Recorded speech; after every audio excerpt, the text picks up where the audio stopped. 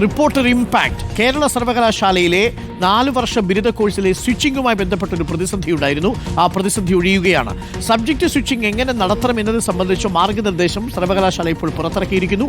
പരീക്ഷാ ഫലപ്രഖ്യാപനം നാളേക്കകം ഉണ്ടാകുമെന്നും സർവകലാശാല ഉറപ്പു നൽകിയിട്ടുണ്ട്.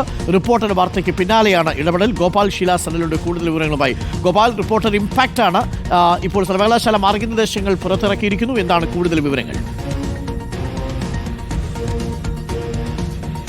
ഡോക്ടർ അരുൺ, ഈ 4 വർഷ ബിരുദം സംസ്ഥാനത്ത് ആദ്യമായി തുടങ്ങിയ സർവകലാശാല കേരള സർവകലാശാലയാണ്. അന്ന് ഏറ്റവും പ്രധാനപ്പെട്ട ഒരു ആകർഷക ഘടകമായി പറഞ്ഞിരുന്നത് സബ്ജക്റ്റ് സ്വിച്ചിങ് ആണ്. അതായത് 3ാമത്തെ സെമസ്റ്റർ എത്തുമ്പോഴേക്കും വിദ്യാർത്ഥികൾക്ക് ഏത് വിഷയമാണെങ്കിലും അവർക്ക് ഇഷ്ടമുള്ള വിഷയം കൂടി അതിനോടൊപ്പം മൈനറായിട്ടോ മേജറായിട്ടോ എടുത്ത് പഠിക്കാൻ പറ്റുന്ന ഒരു സംവിധാനം, അത് വലിയ വിശാലമായ പഠന ലോകം തുറന്നിടും എന്ന വാഗ്ദാനത്തോടു കൂടിയായിരുന്നു സർവകലാശാല അവതരിപ്പിച്ചത്. എന്നാൽ 3ാം സെമസ്റ്റർ തുടങ്ങാനിരിക്കെ ഏകദേശം ദിവസങ്ങൾ മാത്രം ബാക്കി നിന്നപ്പോഴും ഇതെങ്ങനെയാണ് നടപ്പിലാക്കേണ്ടത്, ഏത് ഘട്ടത്തിൽ ഏതൊക്കെ വിദ്യാർത്ഥികൾക്ക് ഏതൊക്കെ വിഷയം എടുക്കാം, ഇതിന്റെ സമയം എപ്പോഴാണ് എന്ന കാര്യത്തിലൊന്നും ഒരു വ്യക്തതയും വാർത്തയുടെ വിശദാംശങ്ങളിലേക്ക് വരുന്ന മണിക്കൂറുകളിൽ